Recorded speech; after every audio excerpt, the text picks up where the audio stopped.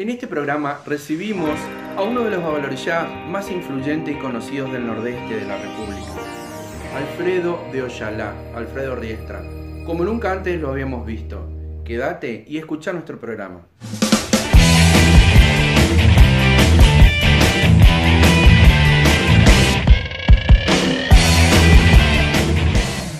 Bueno, bienvenidos a un nuevo programa de Revista Afro. Hoy tenemos la suerte de tener al babalorixá Alfredo de Oyalá con nosotros, un sacerdote conocido por su trayectoria hace varios años aquí en nuestra zona y en diversas partes del país, a quien antes de comenzar, por supuesto, agradecemos mucho por su tiempo y por su predisposición para estar aquí con nosotros. Bienvenido. Bueno, muchísimas gracias por la invitación. Así que bueno, quedamos a disposición de responder las preguntas que tengan. Bueno, entonces, como solemos hacer en nuestro programa, la primera pregunta sería para conocer las raíces más bien. Y queríamos saber, tenemos la curiosidad de saber cómo llegaste a la religión, cómo llegó a la religión. A ver, vamos a hacer un poco de historia entonces. Yo nací en un 27 de diciembre del año 65 en Posadas, Misiones, acá, República Argentina. Porque seguramente esto se ve en todos lados. Bueno. Y me inicié en los estudios primarios, secundarios, en colegios netamente católicos. O sea que durante 12 años pertenecí a la religión católica en un colegio católico. Es más, llegué a ser monaguillo en ese colegio. Obviamente los padres que en ese momento eran sacerdotes, ¿no? Que eran mis profesores, no podrían creer, a lo mejor si me ven hoy en día como babalorixá. Pero bueno, las cosas de la vida te van llevando a veces a tomar otros rumbos. Yo en el año 88, el 15 de junio de 1988, por problemas familiares, mis padres, yo era hijo único en ese momento, porque después mi padre al irse a vivir a la ciudad, a la provincia de Santa Fe, al separarse de mi madre, después tiene dos hijos más que son mis hermanos hoy, ¿no? Pero hasta ese entonces yo era hijo único y bueno, en esa separación que fue quizás un momento, yo recuerdo más o menos por la edad y demás, que él se retira de casa y no vuelve por un buen tiempo. Ahí me entero, bueno, que mi padre se habían separado y mi mamá en aquel entonces tenía dos hermanas viviendo acá en Posadas. Y una de ellas frecuentaba lugares porque siempre le gustó todo lo que era curanderismo, por así decirlo, en algún momento, que iba y recorría a la curandera a esa persona que le curaba el empacho, que el mal de ojo, le tiraba las cartas. Cosa que yo me reía y en su momento decía, ¿cómo podés creer en eso? ¿Cómo vas a creer en que en unas cartas te van a decir el futuro, el pasado? Claro. Te están sacando plata, ¿no? Claro, obviamente con formación católica en 12 años y monaguillo, obviamente eso era totalmente increíble para mí, ¿no? Sí. Y bueno, mi tía le dice a mi madre, mira, vamos a buscar ayuda porque lo que está pasando en tu familia, en el seno familiar, no es normal. Acá hay otras cosas.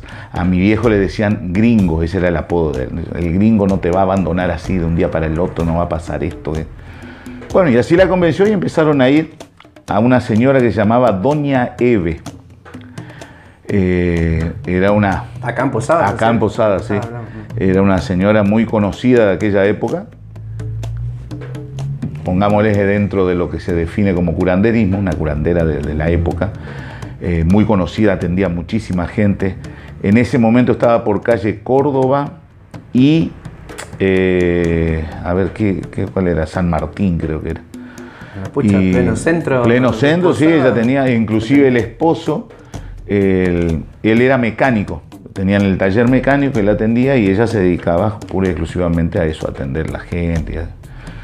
Y bueno, y ahí llegó mi tía, llevándola a mi madre, y se ve que se empezaron a atender porque pasaron varias semanas, meses, ¿no?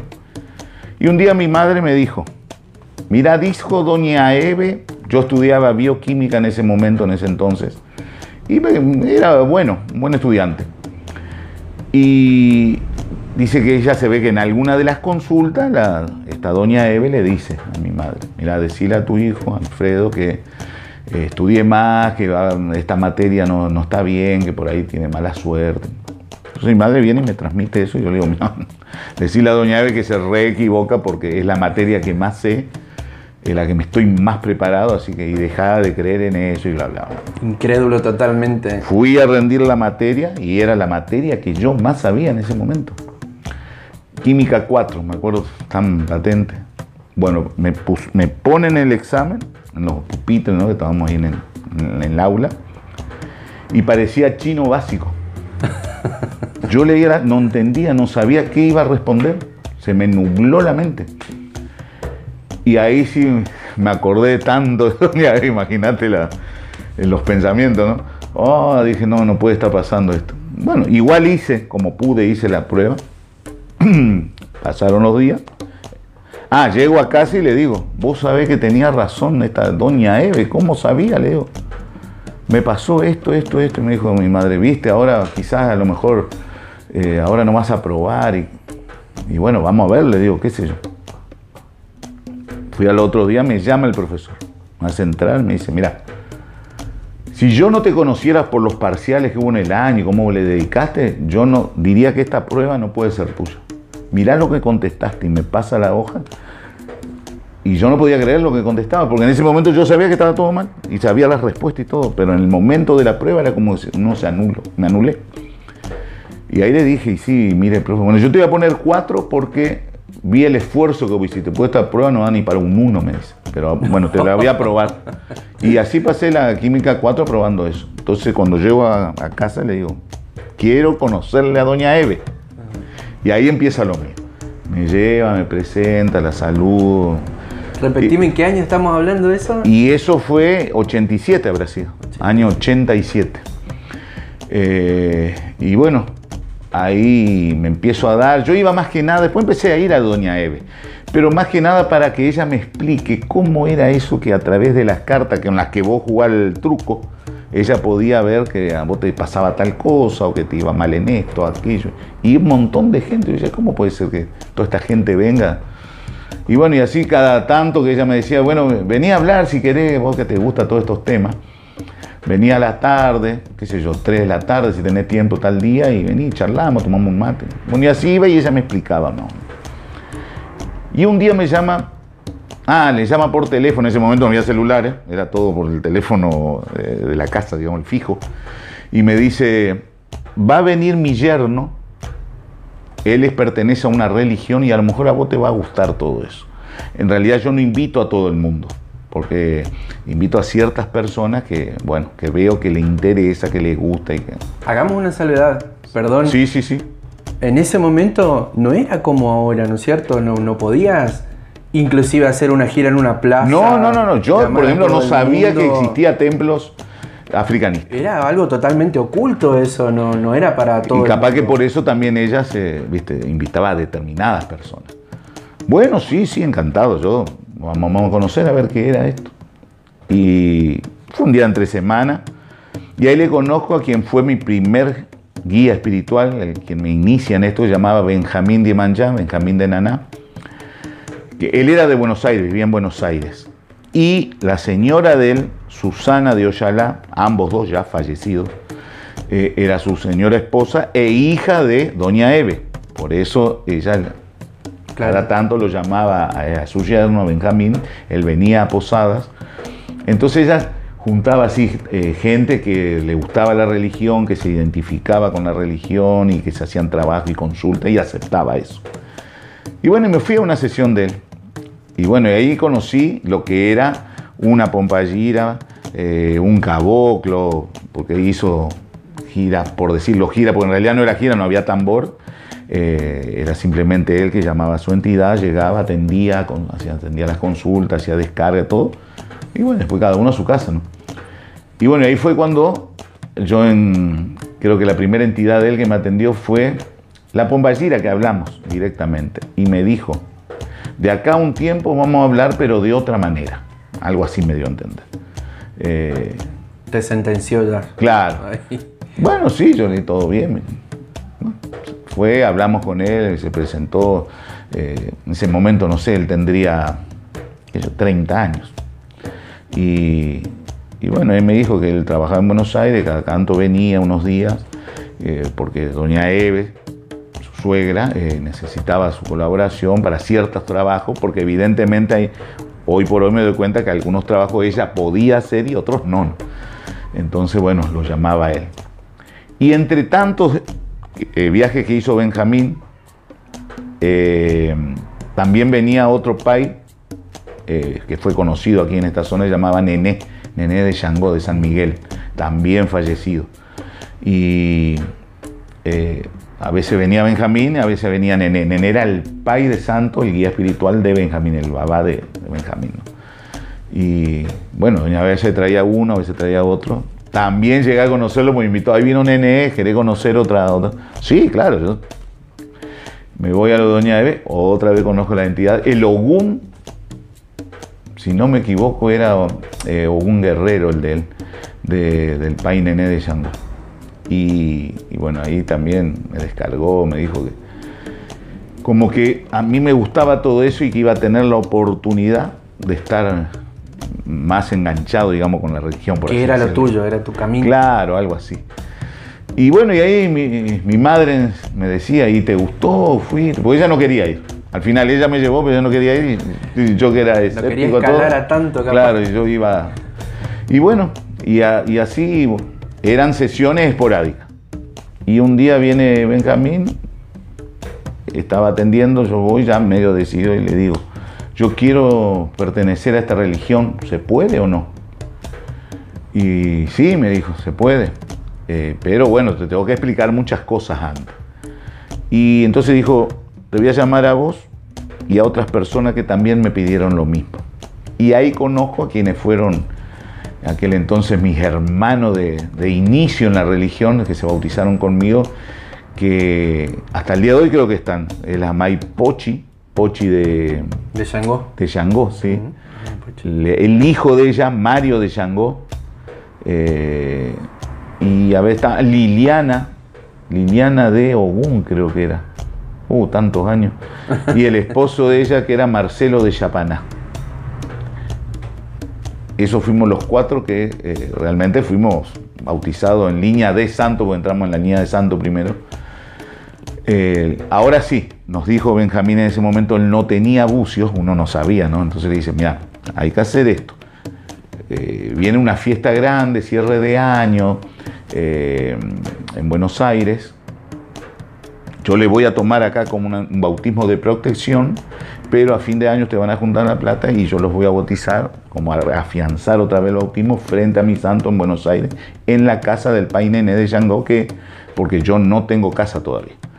Bueno, sí, todo perfecto. Entonces, el 15 de junio de 1988, yo me inicio en la religión africana, en la ley de santo, él me inicia con Oyalá, porque él le llama Nené, se ve y él hace garbucio, y bueno, entonces le dijo, él es fulano, Benito Mengano y te hace.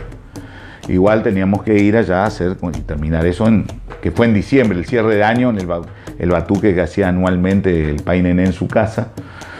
Y bueno, y así fue, nos bautizamos esas 4 personas, nos fuimos a 5, ¿no? Nos fuimos a Buenos Aires en diciembre y ahí nos volvimos a bautizar frente a los santos. Y ahí nos iniciamos la ley Yoruba, que Nené en ese momento, el pai Nené hacía Nagoyeye. La línea inicial mía fue Nagoyeye.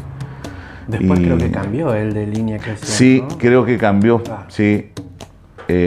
Bueno, y ya que está buena esta historia y todo lo que te llevó a pasar, contanos cómo cambió tu vida de venir de algo netamente cristiano, católico, por así decirlo, encontrar algo que te guste. ¿Cómo fue el cambio espiritual que sentiste, o el cambio en tu vida diaria? En cuanto a lo que se refiere a conocimientos, digamos, de lo que es el dogma católico, vos estás acostumbrado a un estilo de misa, que entre el sacerdote por la puerta, los manadillos por los costados, leer el libro, entregar la hostia y todas esas cosas.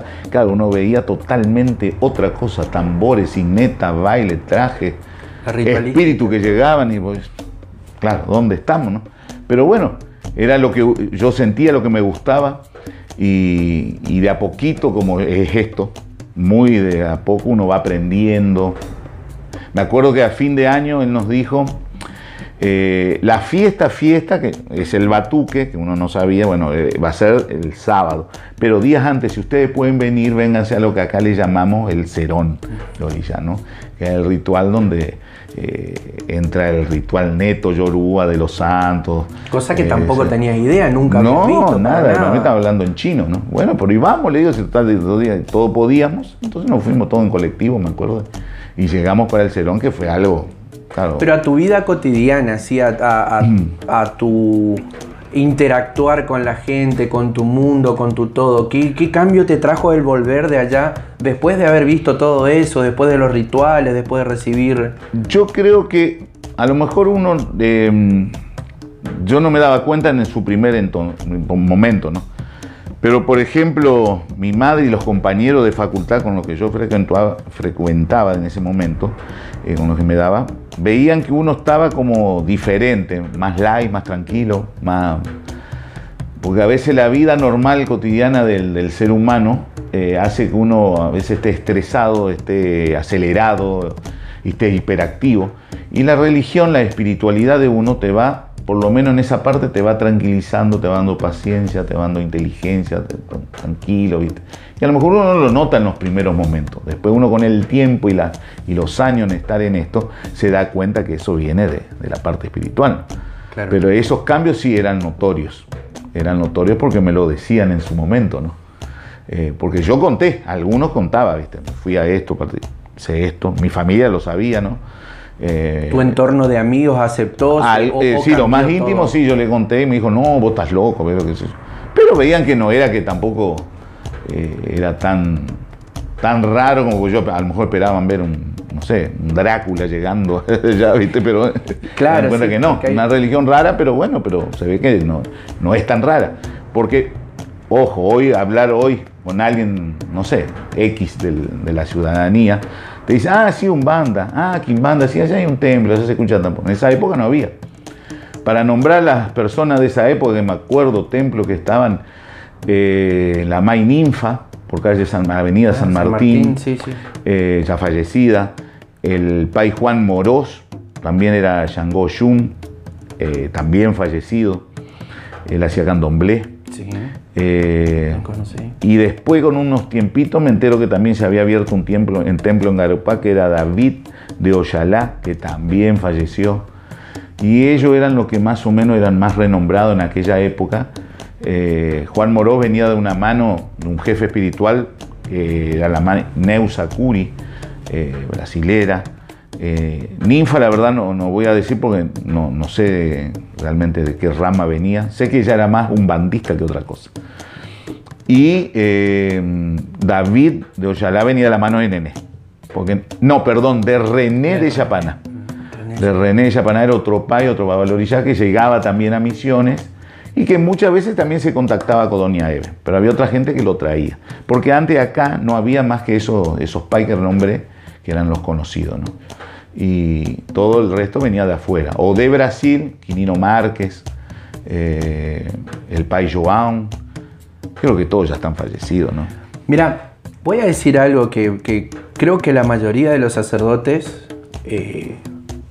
concordamos en eso, que tu casa fue un punto de partida de prácticamente el 90% de los sacerdotes que en este momento estamos entre los... Sí, lo que yo logré en mi casa, cuando yo abro mi casa, porque yo estoy hablando del año 88. ¿Cómo abriste? ¿Cómo se dio la situación para que ese templo tan icónico tuyo se abra? ¿Cómo? Bueno, yo, como decía antes, me bauticé el 15 de junio del año 88.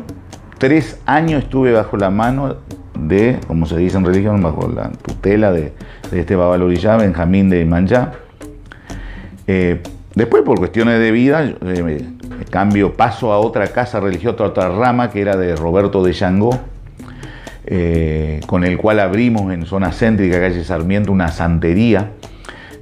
También estuve 3 años con él, y llego en el año 94, fines del 94, porque me acuerdo que la obligación en el cambio de mano a quien fuera la MAI con la que terminé todas las líneas afro-brasileras, Miriam de Ollá, de la ciudad de Corrientes, Corrientes Capital.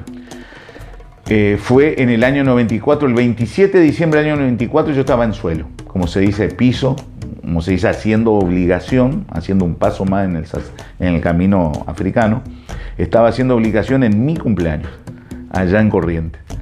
Cuando vengo de allá, de Corrientes, y llego a Posada, empecé a hacer sesiones en la casa de unas personas que hoy ya no están. Fue famoso y fue conocida, por eso lo voy a nombrar, porque no había nada que ocultar. La familia Goires, ellos tenían su casa, venían de la mano de esta persona que nombré de Candomblé, ¿cómo es? El Pai... Recién lo dije. ¿Pai de Morós? Exacto, Juan Morós. Y ellos tenían su templo en su casa.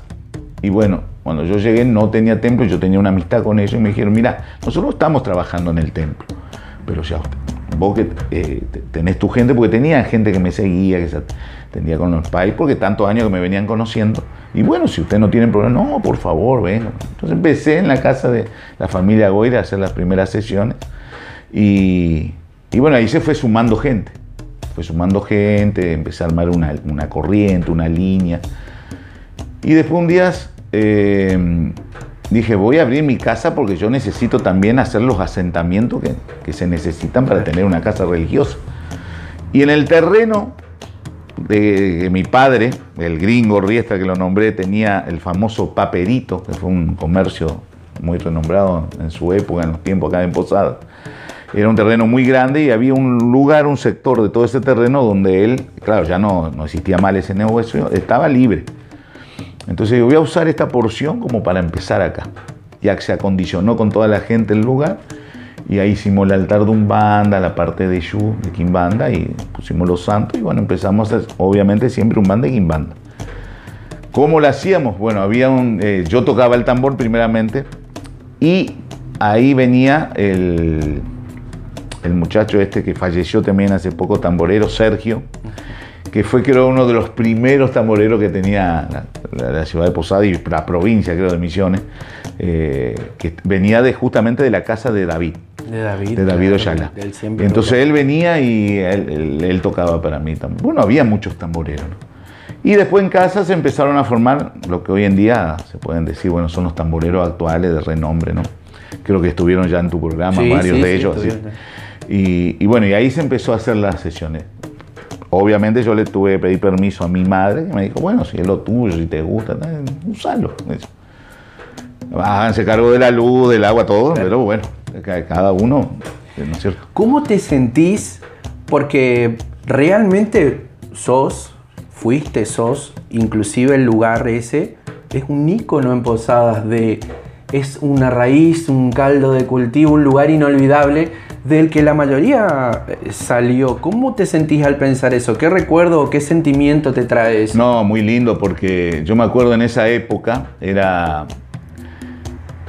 a ver cómo lo diría, estaba prohibido en las casas religiosas que existían el que un hijo de religión se vaya a una fiesta que hacía yo, porque su jefe espiritual le prohibía.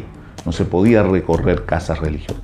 Y los jefes espirituales prácticamente no se daban, no había conexión entre ellos. Y yo me acostumbré a lo que vi en Corrientes de mi madre de santo, más las fiestas en lo de Nené en Buenos Aires y demás. Entonces dije, vamos, yo le voy a invitar. Entonces yo personalmente fui, le invité al Pai Carlos de Bará, conocido como Flecha. Claro. El Pai Flecha, él tenía su casa abierta, había abierto, venía de la mano de Pocho de Yangó, también fallecido. Y bueno, y él se fue a una fiesta, una fiesta de Shu, una fiesta de Quimbanda. Y vino mi May de Santo con su gente de Corrientes, yo invité, fue Carlos, Luis, pero él no entró en esa fiesta, estuvo de pueblo, estuvo el Pai João, que tiene varios hijos hoy en día aquí en Posada, María Eugenia viene de la mano de él, ella, por ejemplo, creo yo que la hija más avanzada que tuvo este país, que quedó acá hoy con casa abierta y todo. María Eugenia Imanchá me refiero. ¿La May de Garupá? Claro, la May de Garupá. Y bueno, y así fui, David que se empezó a acercar, y a partir de ahí los religiosos se encontraban en casa, y después sí, se empezó a abrir el abanico, y las invitaciones ya me invitaban a mí, ya iba a la otra casa, y ahí se empezó a abrir. Fue como un antes y un después, claro, de eso. Obviamente las primeras sesiones en el barrio, creo que le faltaron los helicópteros, porque desde la infantería, la policía, el ejército, la prefectura me caían casi. Porque bueno, era una religión muy perseguida, y para todo el mundo era satanismo. Escuchaban los tambores, satanismo. Y bueno, pero dije, si no hay delito, digamos, y nos vamos a aguantar que la policía venga porque en realidad no había delito. Era simplemente que el vecino decían que, bueno, que eso era satanismo y todo, pero bueno, eso para la justicia. ¿Alguna anécdota que tengas, que te haya pasado, que quieras contar? Sí, sesiones que en plena... Las sesiones se hacen en Quimbanda, y en las fiestas se hacían, por ejemplo, tarde. Pero por el hecho que, por más que sea sábado, la gente, bueno, mucho trabajaba, cerraban el negocio a las 8, 9, llegaban a la casa, se bañaban, 10 estaban en el templo. Entonces yo largaba siempre 10, 10 y media, 22, 22:30 a las fiestas. Y a pesar de ser sábado, 24 a las 12 de la noche, tenía las policías golpeando la puerta. Se abre la puerta, plena sesión, y ahí eran 4 celulares. Las camionetas, en esa época se hacía la famosa razzia en Posadas. Andaba la policía, todos los que caminaban por ahí levantaban y llevaban a la comisaría. Y bueno, y ahí nos dijeron que termine la sesión, que había una queja de un vecino. Y bueno, pero estaba puerta cerrada, estamos haciendo que no estamos molestando. Es como que hacías una fiesta, todos ponían música hasta las 2 o 3 de la mañana en su casa, abrían las puertas. Y nosotros, porque teníamos tambores, no, era satanismo. Bueno, pero de ahí no hay un delito judicial contra el satanismo. Aparte hay que demostrar que sea satanismo. Y no, a todos nos llevaron adentro. Sí, todos los integrantes, toda la comisaría, la tercera, pues le correspondía a la seccional tercera. Y bueno, algunas personas no, porque ese lugar, el templo, se conectaba con casa por detrás. Entonces, por lo menos a las personas que no éramos religiosos, que iba de pueblo a presenciar, yo le dije, vayan por casa, y bueno, claro, nos hacemos cargo nosotros. Claro. Y a pesar de toda esa gente siguió yendo. Viste que vos decís, bueno, ese pueblo no viene más. No viene nunca más. No, sí, seguían firmes. La famosa Bebi, no sé si te acordás de Bebi. Me acuerdo, bueno, sí. Ella siguió yendo siempre de pueblo. Ahora, justo comentaste eso, ¿no es cierto? Y es lo que todos sabemos, que en ese tiempo, en el principio, así como decís, para la policía, para la gente, para todos, era satanismo. No había una diferencia, no sabía Claro, no, ya todo era brujería. Tambor, claro. Satanismo. Te vestías africanista, satanismo. ¿Cómo era hacer religión en ese tiempo? ¿Cómo podías luchar contra eso? Bueno, cuando tuve tantas denuncias, fue en el año 99. Yo abrí el templo el 9 de febrero, que es el aniversario, ¿no? El 9 de febrero del año 96.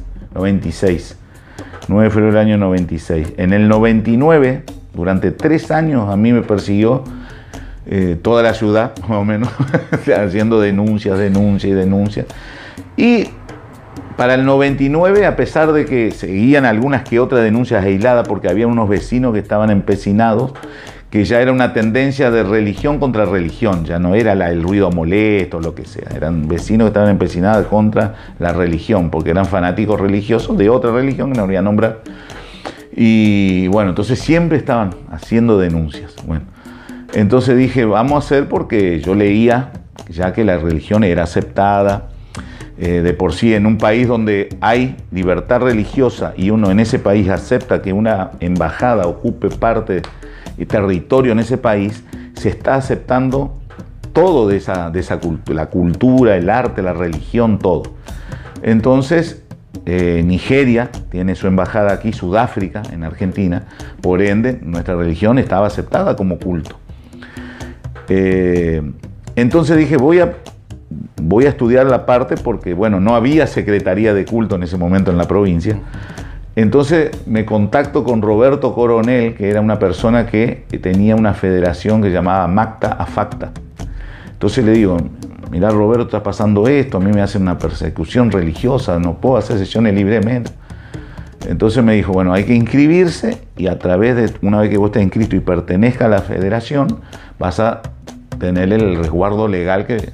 Recuerdo que vos fuiste uno de los primeros. Claro, y ahí se hizo la primera reunión aquí, con aprobación de ¿cómo se llama? De la Cámara de Diputados de la provincia de Misiones. Donde el Instituto del Deporte. Claro, el Instituto del Deporte, donde se declaró de interés provincial la primera reunión africanista en busca de la legalidad. Roberto Conorel vino con 2 abogados que pertenecían a la federación y explicaron cómo estaba la ley de culto en Misiones, en la Argentina y demás, ¿no? Y bueno, ahí todos los que estábamos en ese momento, que éramos religiosos y queríamos por lo menos tener un aval legal, nos inscribimos en la federación y por muchos años pertenecimos, y AMACTA fue AMACTA FACTA. Tenían algo que los represente. Claro, que nos represente legalmente. Entonces ahí ya pude poner un cartel afuera con el número del Ministerio de Bienestar Social, porque AMACTA era una asociación mutual y AFACTA una asociación federativa, y el registro de cultos. Entonces gracias a eso se calmaron las aguas. Tuve que inscribirme como sacerdote en el AFIP, porque el AFIP tiene un sector donde uno puede inscribirse como sacerdote, ser IVA exento y demás, cosas que lo acreditan. Obviamente, porque en esta religión todos sabemos, como todas las cosas, el trabajo y la dedicación, el tiempo y demás que uno ofrece, uno cobra por su servicio, ¿no? Claro. Entonces había que facturar legalmente como un comercio, digamos. Y bueno, entonces uno tenía todos los avales legales. En la municipalidad también, para que uno tenía que pagar los impuestos como... O sea que era culto, como el único templo o uno de los únicos que estaban estructurados bajo leyes y bien armados como... Sí, tuve que armarlo porque si no era imposible hacer sesiones. Por la imposible porque, claro, vos tocabas el tambor, a la media hora estaba la policía ahí afuera. Es más, a mí me citaron del juzgado de falta de la municipalidad y el de juzgado de ley, digamos, de la ley, del juzgado. Porque vino dirección, creo que se llama calidad de vida, que depende de la municipalidad, y mide los decibeles. Y supuestamente, claro, me llega la citatoria del juzgado, me fui al juzgado y me dicen, qué sé yo, por decir un número, porque no sé, 10 decibeles tomados desde el medio de la calle frente a la puerta, le marcan 5 puntos. Tendría que marcar 3. Así que tiene que pagar una multa y acondicionar el templo. Entonces ahí me dijeron, tiene que poner paneles. Ah, claro, tus puertas tenían... Claro, como si fuera una radio, donde paneles, telgopor, no sé, pero tiene que bajar esos decibeles. Tuve que hacer toda una reforma en la estructura del frente del templo, por eso se veía del lado adentro el panel como si fuera una radio. Y bueno, y tuvo que venir calidad de vida al medio de la calle, porque de ahí te toman, miden, y dijeron, ah, sí, bueno, ahora sí reúne, haga las sesiones. Era y difícil, ahí, era muy difícil, no. Hoy ya, bueno, la gente se acostumbró, más si a lo mejor los vecinos ya te conocen y demás, ya no hay esos problemas. Pero antes sí, tenías que hacer todo ese gasto y demás para poder trabajar libremente. Mira, antes de preguntártelo, otro tipo de impacto, sé que tu vida también se separa en 2 partes en el tema religioso. Si bien en un principio vos ya conocías una línea distinta, poco conocida en ese momento acá, que es el palo, no es que dejaste, sino que transformaste y seguiste, le diste más fuerza, más dedicación al palo mayombe, siendo hoy el primer sacerdote que lo hizo acá en Misiones. ¿Qué te llevó a cambiar esto que vos conocías y decir, bueno, voy a hacer esto nuevo, que inclusive era mucho más peligroso entre comillas, era mucho más difícil porque no era de alguien de Buenos Aires, tenías a alguien de mucho más lejos que tenía que venir y la información no cualquiera la tenía, era algo distinto, muy distinto. ¿Cómo llegaste a eso? Yo hago una fiesta de quimbanda en el año, a ver no, y habrá sido, pues yo empecé con el palo mayombe en el año 94. Habrá sido, no, perdón, 2004 quise decir. Y 2003 habrá sido la fiesta. Y viene a tocar, porque era amigo más que nada de Mimay, Miriam de Ollá en ese momento, el famoso alagués Raúl de Bará, que él fue uno de los primeros que venía acá, el famoso negro Raúl, que le decimos sí, todo. Sí. Y bueno, entonces salimos a tomar un café al centro esa mañana. Entonces me dice, vos sabés que me conocí con Yeyo. ¿Quién es Yeyo? Le digo. Yeyo es un cubano que está en Argentina y me lo presentaron y él hace palo mayombe. Y ahí, claro, yo había leído ya sobre palo mayombe. ¿En serio? Le digo, sí, yo inicié, hice Los Guerreros, porque en la línea afrocubana muchas casas, no todas, pero muchas, depende de la rama, te dicen, primero tenés que hacer Los Guerreros Yoruba, el Ewa, Ogun, Oshosi, Osun, para después sí entrar al palo. Y en otras dicen, no, son dos cosas distintas, no tiene que haber una cosa, podés hacer palo. Bueno, pero más allá de eso, él me dijo, bueno, entonces lo conocí, bueno, ahí me hice el Ewa. Y yo decía, ah, qué lindo, ¿y cómo puedo llegar a Yeyo? Porque quiero hablar con Yeyo ahora que vos lo conoces. Encima tenía la referencia del negro. Y me dijo, y bueno, tenemos que ir, tenés que ir a Buenos Aires, organizate. Y bueno, ahí me fui con 3 personas más, que en su momento eran hijos míos de religión. Y me voy a Buenos Aires, lo contacto, porque Raúl me dice, venite a casa, quédate unos días ahí, y de ahí nos movemos para ir a lo de Yeyo. Y bueno, ahí él me lleva al templo de Yeyo, en ese momento lo conozco, cubano, Yeyo Mirrelecum, el nombre religioso de ellos, de Elba. Y bueno, me hace la tirada, la lectura del Dilogún, mi santo Obatalá, me dice, claro, en tu ley es Oyalá, acá es Obatalá. Oyalá para nosotros es un camino del Obatalá. Y encima del camino femenino de Obatalá es Oyalá. Y coincide que Oyalá para la línea de Batuque come o animales mujeres, que entonces se identifica con una energía femenina, digamos. Ah, mira vos, bueno, pero yo quiero hacer palo, le dice, palo. No me importa, claro, eso que porque vos tenías todo eso, como decir, eso que los muertos y que bla, bla. Entonces él me explicó todo y me dijo, sí, no hay problema. ¿Sí? Y ahí yo volví de Buenos Aires y volví a ir otra vez y hice el enguello, que es el primer camino, el primer paso, digamos, la iniciación en palo. Y bueno, ahí empecé con esa línea. Pero obviamente es una línea cubana totalmente distinta, bantú, hablan otro idioma. Yo no podía, era para mí, tenía que aprender y me llevó, fíjate, hace poco estoy empezando recién a tener los primeros hijos en enguello que pasaron más de 14 años, creo. Claro, sí, recuerdo que fue en un principio y después fue un claro, lo que pasa es que en ese momento la gente que no conoce, imagínate, cubanos que habrían dicho, son todos, viste, uno decía, viene un cubano, vos te imaginaba cara cortada, ¿cómo que se llama? Al Pacino en la película, el cubano, un narcotraficante, las armas. Y bueno, entonces decían, no, y si te hace mal, ¿a dónde lo busca el cubano? Tenés que ir a Cuba a que te ayude. Era complejo, es un miedo, ¿no? Y bueno, no había como ahora una comunicación tan sencilla, claro, fluida, sí, con internet. Claro, le hablaba ahí en el momento. No había WhatsApp. Y encima Cuba creo que no tenía ni ahí idea de lo que era internet. Sí. Y bueno, entonces me arriesgué y lo hice, ¿viste? Porque me gustaba. Y me pareció, al hablar con él, se notaba que él sabía de lo que hablaba, cómo lo hablaba, porque vos notás cuando la persona está segura de lo que hace, cómo se mueve, cómo habla de los rituales, porque más allá de que el batuque puede ser 12 orillas, mientras la santería tiene abarca los 400, por así decirlo, los 200 de derecha, 200 de izquierda, que dicen que son los orillas yoruba, ¿no?, del panteón. Vos te das cuenta que lo que se está hablando de Changó y Changó allá es más o menos lo mismo y todo, ¿no? Así que a la base estaba. Pero me di cuenta que sabía. Y bueno, me arriesgué, ¿no? Y fue el negro Raúl el que me llevó. Por si lo está escuchando. El negro Raúl tiene la culpa entonces. Sí. El padre Raúl de Bará. Para no ser tan largo, ¿no es cierto? No quiero consumir demasiado tiempo tuyo, pero ¿cuál sería, si pudieras hacer un análisis desde tu óptica, cuál sería la visión que tenés de lo que fue la religión cuando arrancaste, ese amor que se nota del que hablas, de cada paso que diste para crecer, a lo que vos ves hoy en día con la religión, cómo se cultúa hoy por hoy? No vos específicamente, sino en esta sociedad que, por más que digas que no, sabemos que vos tenés una influencia grande y tenés un compartimiento con casi todos los sacerdotes. ¿Cómo ves el culto en su momento cuando arrancabas, la devoción que se tenía, y cómo es ahora?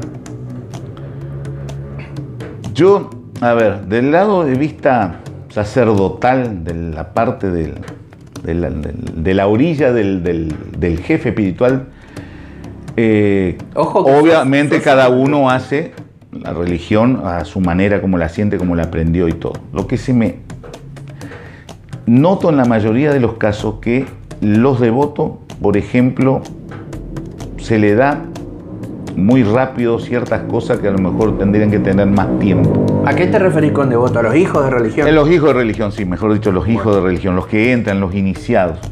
Porque a veces la persona, como antes, uno entra y le quiere hacer todo, aprender todo rápido, porque le gusta, o está aquel que está acelerado, pero sea como sea, todo lleva un tiempo. Y a veces esos tiempos, hay ciertas casas que se me hace que lo adelantan demasiado, y porque el hijo está acelerado, está apurado, lo que sea, o tiene plata y puede pagarse una obligación y comprar todo, uno le da ciertas armas, que no es que la va a usar mal, la va a usar sin saber realmente las consecuencias que puede tener para uno, para empezar para uno. Y a veces esa energía extra que uno recibe, uno no está preparado. Y ahí vienen los fracasos a veces. Y entonces después esa persona dice, no, esto no sirve, o ese pay no sirve, y no es que no sirve, es que no estabas preparado para eso todavía. Pero porque el sacerdote se apura en darle, ¿viste? Yo he visto gente que antes nosotros, qué sé yo, y creo que ustedes también, realmente tener la entidad para que el espíritu, en la ley que sea, gane un cigarrillo, tenía que, no sé. Sí. Claro, tenía que volar más o menos el espíritu. Parte de las pruebas y claro, uno se cercioraba que la persona esté realmente preparada, que ya ese espíritu ya tenga una comunicación tan así firme con su medium, claro, que vos digas, bueno, sí, vamos, ya está preparado como para abrirse al mundo, a la gente, ¿no? Hoy en día por ahí vamos a una sesión, lo veo a fulanito bautizándose, en la otra ya está la entidad en tierra, y en la otra ya tiene capa, y la otra ya está abriendo una casa, ¿viste? Claro, no, eso para mí eso está muy mal y trae las consecuencias nefastas después que... Pero bueno, que cada uno lo vea a su manera, ¿no? Pero igual siempre he visto, como siempre, ¿no? La gente que realmente voy a decir, bueno, este sí tiene camino sacerdotal, mientras esta persona a lo mejor está en religión, no que no sirva, sí, está, pero va a llevar la religión para él, para su manera o su familia y punto. Entonces se va tranquilo, despacio y sabe que, bueno, tiene su vida, que a lo mejor no le va a dedicar el resto de la vida, como a lo mejor uno cuando dice, no, yo quiero abrir mi casa porque me gusta esto y quiero transmitirlo al resto. Hay otras personas que dicen, no es lo mío todo, pero hasta ahí nomás. Entonces, bueno, hay que saber eso justamente, quién es para abrir una casa y hacer hijos de religión y quién está para, bueno, a lo mejor el día de mañana, ¿por qué no? Lo hace, pero ahora a lo mejor no es el momento, entonces no se apuren. Todavía no estás listo. Tranquilo, claro, tranquilo porque esto estamos tratando con un mundo espiritual que no vemos. Ahora, voy a intentar sacarte un secreto, sí. A ver si se puede aprender o si se puede saber. Yo soy un sacerdote en pañales, estoy comenzando en esto, y pasamos, digo en pañales por muy pocos años que tenemos compartiendo con mi señora, y nos pasa, como vi a muchos, que te cansás, te enojás, tropezás, querés tirar todo, volver a arrancar, claro, sí. Te molesta la actitud de algunos hijos, te desilusionás, te quedás dolido, te dan alegría, un montón de situaciones. ¿Cuál es el secreto para mantenerte a través de los años con una línea intacta, con unas ganas intactas de ser guía, de ser sacerdote, de tener esa gente que vaya a decir, esto me tiene cansado, no quiero saber más nada de la religión para los demás? ¿Cuál es el secreto? Y mira, la gran mayoría de los que... Porque yo también he preguntado, sí, creo que todos coincidimos en que uno lo aprende con los años nada más. Y el refugio es la paciencia, tenés que ser paciente. Como que el hombre ese, dedicarse a meditar, porque si te vas a hacer problema por cada cosa que pasa en la religión, cada persona es un mundo, así que no vivís. El trabajar con la gente, te lo dicen los psicólogos, los maestros, todo, es un desgaste muy grande que sufre la persona. Quizás vos te vas como albañil y trabajás con todo el equipo físico, lo que sea, bueno, pero Llegás a tu casa, a lo mejor te bañás, te sentás a mirar tele, pero el trato con la persona, el humano, eso es lo que más desgasta. El desgaste espiritual y físico. Y más en esta religión que uno trabaja lo físico, lo espiritual y lo mental todo junto en el mismo tiempo. Una incorporación, en una yogada de bucio y en el trato con la gente que viene el hijo a las 2 de la tarde, viene el otro a las 3, te llama a las 5 de la mañana o te llama a las 2 de la madrugada. Claro, sí, y nadie, nada. Eso. Porque, claro, ellos creen que uno estaba. Claro, que no tiene vida. Esperando a que alguien llame. Los sacerdotes son igual que las personas. Tenemos la misma vida y quizás más complicada.